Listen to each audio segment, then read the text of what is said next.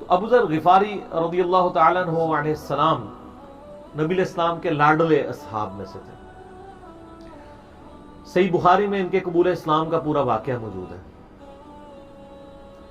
ان تک جب دعوت پہنچی کہ اس طرح ایک پیغمبر آئے ہیں مکے کی سرزمین میں جنہوں نے دعوی نبوت کیا، تو یہ انہوں نے پہلے اپنے بھائی کو بھیجا کہ خیر خبر لے کے آؤ، تو انہوں نے بتایا ہاں اس طرح ایک شخص ہے.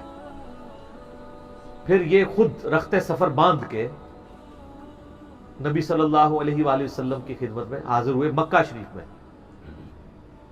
تو صحیح بخاری میں آتا ہے کہ یہ گئے یعنی مکہ شریف میں. اب ڈر بھی رہے تھے، میں کیونکہ ان کو پتا تھا کہ نبی علیہ السلام کی مخالفت بھی بہت زیادہ ہے، کہ اگر میں کسی سے نبی علیہ السلام کے بارے میں پوچھا تو ہو سکتا ہے میرے ساتھ کوئی ایسی ایکٹیویٹی پرفارم نہ کر دے. تو یہ حرم مکہ میں انہوں نے ڈیرا ڈال لیا، اور کہتے ہیں میں جتنے دن وہاں رہا نا تو آب زمزم ہی پیتا تھا. جب میری کھجوریں ختم ہو گئی، زمزم کھانے کا کام بھی کرتا تھا اور پینے کا بھی، زمزم طاقت والا پانی. تو کہتے ہیں سب سے پہلے میری جس شخص سے ملاقات ہوئی وہ سیدنا علی ابن ابی طالب تھے رضی اللہ تعالیٰ عنہ علیہ السلام. تو کہتے ہیں حضرت علی نے جب مجھے آبزرو کیا نہ تو مجھے اپنے ساتھ گھر لے گئے کہ پردیسی ہے، کھانا شانا کھلایا، رات ٹھہرایا. کہتے ہیں نہ انہوں نے مجھ سے پوچھا کہ کس لیے آئے ہو، نہ میں نے ان کو بتایا. یہ میں آپ کو اخلاقیات بتا رہا ہوں کہ دعوت کا کام کتنا ٹھنڈے کر کے کرنا پڑتا ہے. آپ تو کہتے ہیں پہلے دن ہی کسی کو رفع الیدین شروع کرواتے ہیں، اتنا آسان نہیں ہوتا یہ. تو دوسرا دن بھی اسی طرح گزرا، تیسرا دن بھی. تو 3 دن کے بعد ابو ذر غفاری نے خود حضرت علی پہ اعتماد کیا، اور ان کو اندازہ ہوا کہ یہ بڑا، تو انہوں نے کہا میں یعنی ایک، اور حضرت علی نے بھی ایکسپوز نہیں کیا کہ میں نبی علیہ السلام کے قریبی لوگوں میں سے ہوں.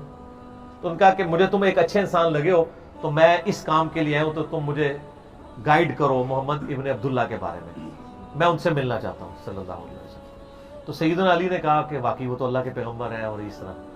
تو پھر وہ حضرت ابو ذر غفاری کو نبی علیہ السلام کے پاس لے گئے. نبی علیہ السلام کے پاس تھوڑی دیر بیٹھے، انہوں نے اسلام قبول کر لیا.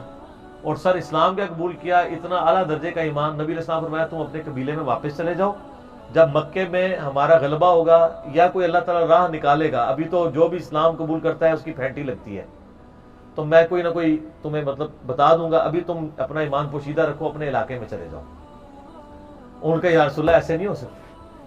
وہ جناب آگے مکے خانہ کعبے کے اندر آ کے انہوں نے کہا میں گواہی دیتا ہوں کہ اللہ ایک ہے اور محمد صلی اللہ علیہ وسلم اس کے رسول ہے.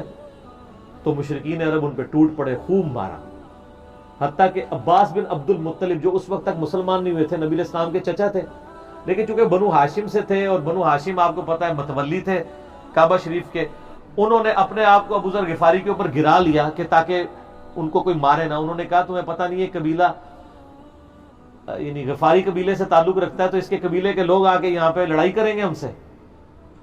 کیونکہ قبائلی سسٹم تھا نا، اس میں یہ نہیں دیکھا جاتا تھا کہ اس کا مذہب کیا ہے، پہلے نمبر پہ دیکھا جاتا ہے یہ ہمارے قبیلے کا ہے، تم نے ہمارے قبیلے کے بندے کو مارا تمہیں نہیں چھوڑیں گے. اسی وجہ سے آپ دیکھیں نا بنو ہاشم اسلام قبول نہ کرنے کے باوجود نبی علیہ السلام کی پشت میں تو کھڑے رہے نا، اور یہ پہلے بھی ہوتا رہا. قرآن حکیم میں آتا ہے نا کہ شعیب علیہ السلام کی قوم کیا کہتی ہے کہ اے شعیب اگر تیرا قبیلہ تیرے ساتھ نہ ہوتا کب سے تیرا کام کر چکے ہوتے. اس لیے انبیاء ڈومیننٹ قبائل میں آتے ہیں جو شریف النفسی والے ہوتے ہیں، جن میں ایک سسٹم ہوتا ہے پورا. تو اور پھر جو ہے نا وہ اگلے دن پھر ابو ذر غفاری نے اس طرح کلمہ پڑھا، پھر ان کی پٹائی ہوئی، پھر حضرت عباس نے ان کو بچایا، اور پھر وہاں سے یعنی وہ چلے گئے. یہ پوری حدیث صحیح بخاری میں ہے، اور بلکہ بخاری میں پورا ایک چیپٹر ہے ابو ذر غفاری کے اسلام لانے کا واقعہ. امام بخاری نے ابو ذر غفاری کا پروٹوکول یہ رکھا ہے کہ اسلام کا پورا چیپٹر بنایا ہے ابو ذر غفاری کے اسلام لانے کا واقعہ.